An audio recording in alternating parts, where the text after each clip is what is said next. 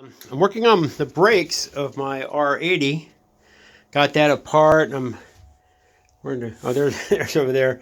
I've got that put back together. Been cleaning everything up, and I bought some new cables. And at first, I didn't think I really needed them because there was nothing wrong with them.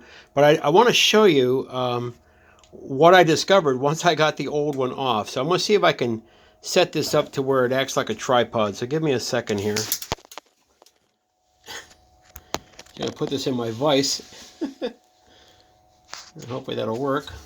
Let me see if I can see it now while I'm talking to you.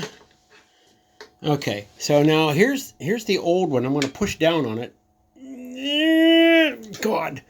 There it goes. Push down, pull back up. Here's the new one. So I guess it was time to replace my brake cable, and that might have been part of my braking problem when it came to having any feel on my brake. So it was a good choice.